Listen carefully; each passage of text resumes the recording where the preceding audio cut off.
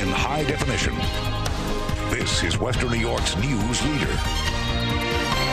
Now, News 4 at 6. We rang in the weekend with a beautiful day. This is a live look at Niagara Falls right now. It's been a warm, windy, but sunny day, which has turned into this colorful and gorgeous sunset there. Good evening, everyone. The winds should be dying down some as we head into tonight. Foreign meteorologist Andrew Baglini joins us with the details. Andrew? Yeah, Callan, what a warm day.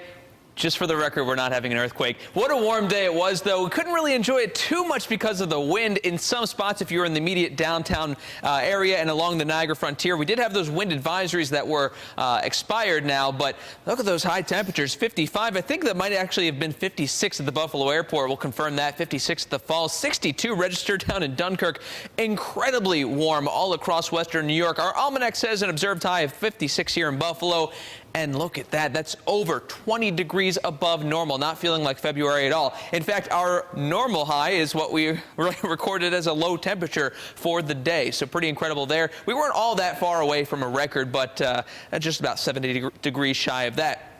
Temperatures, you'll notice a big range, 44 in Buffalo and 52 at the Falls. We still have that breeze and a pesky one coming off of the lake, a cold lake at that, and that's been keeping those temperatures a little bit lower. So if you're heading out for your Saturday evening, not going to be overly chilly for this evening, but we will back off into the 30s tonight. So it will be another cool one to start things off tomorrow morning, and still a mild day, but not quite as warm as what we saw today ahead of us for tomorrow. Winds are starting to back off. That's the good news. We did have gusts past 45 miles per hour earlier on, but that is becoming a thing of the past now. Early sunshine tomorrow, increasing clouds into the afternoon. We stay dry, just a few degrees cooler, but still well above average into the mid-40s. Coming up in my full foreign forecast, talking about this warm spell continuing into the week with just a few hiccups to tell you about in a few minutes. Sounds pretty good. Thanks, Andrew. You can get the forecast anytime with the Forewarn Weather app and by logging on to WIVB.com. Somebody heard something or seen something. Even my heart is. The Buffalo Homicide Squad is looking for any leads on a New Year's Day murder. 3 people were shot and killed in the early hours of New Year's Day. 25-year-old Alvin McDowell was fatally shot on McNeely Way around 6:30 that morning. Tonight, his mother asks anyone with information to come forward. News 4's Rachel Monjovi talked to her today and joins us with her reaction. Rachel? Callan, this is just one of several unsolved homicides in the city. Detectives tell me 25-year-old Alvin McDowell was shot multiple times while inside a car. His mother says he was sleeping when he was killed in that car. Police tell us another person was shot and killed hours earlier about a block away.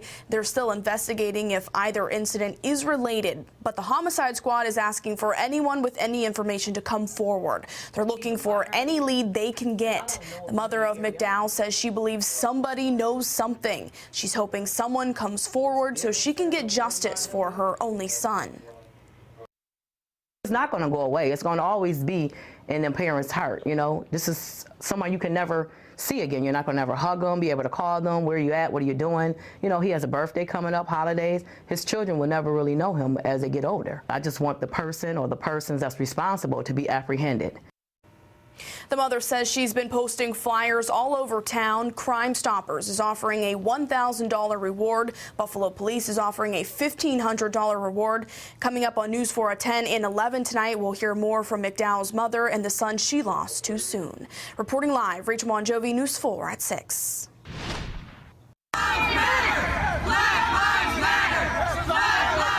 Protesters made their voice heard as Buffalo Mayor Byron Brown delivered his State of the City address. Demonstrators took to the streets yesterday to send a message to the mayor.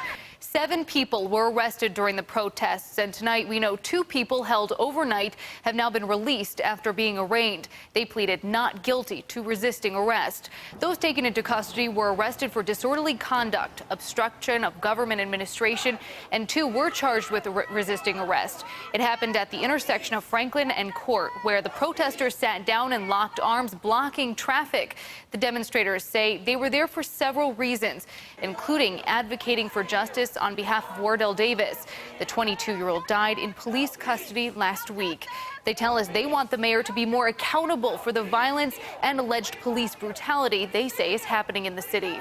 The systemic part is how young black people are just getting profiled and just stop because they don't know their rules or their laws, and that must change. If someone sees a cop, I ask my grandkids, if you see a cop, would you trust them? They told me no. Again, it's an investigation being headed up by the Attorney General's office, so as such, we can't comment on the investigation at this point. They should be asking those questions of the Attorney General's office, I guess. 5 of the 7 protesters arrested were released yesterday and given appearance tickets. The woman at the center of the landmark Supreme Court case Roe v. Wade has died. Norma McCorvey, also known as Jane Roe, died of heart failure. The 69-year-old was living in Texas at an assisted living center. In 1969, she was 22 years old, unmarried, unemployed, and pregnant for the 3rd time when she sought to have an abortion in Texas, where the procedure was illegal except to save a woman's life. Her lawsuit led to the 1973 Supreme Court decision legalizing abortion. In the 80s, she revealed her real name and confessed she lied when she said her pregnancy was the result of rape. She would later become an anti-abortion activist.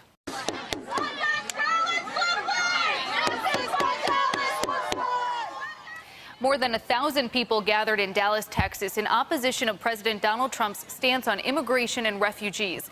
They're denouncing raids by ICE and the president's executive order halting immigration from 7 predominantly Muslim countries.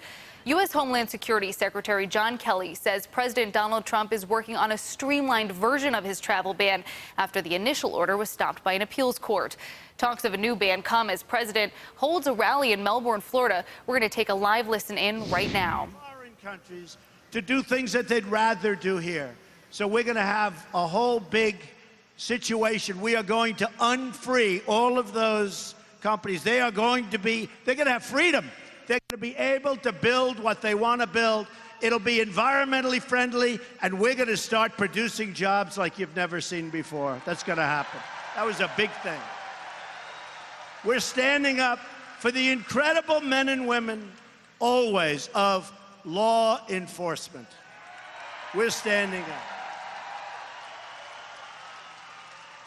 And I can tell you, the military and law enforcement, they stood up big. I don't say for me. I'm the messenger, folks. I'm the messenger. They stood up for us in this last election.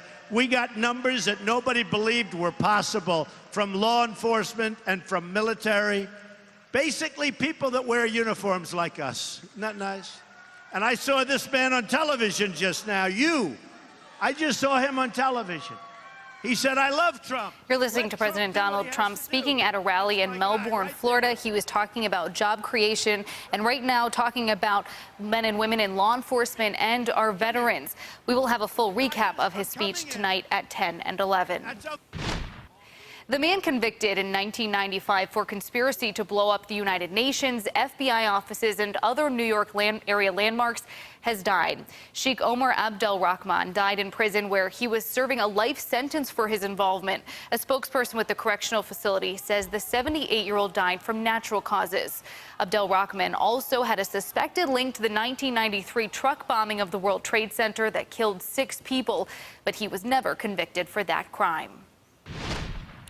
On the way at 6, climbing to find a cure. The message behind the fight for air climb as participants get ready to take on 24 flights of stairs. Plus, getting the scoop, while Western New York staple is expanding, the new location, Lake Effect Ice Cream, is taking on.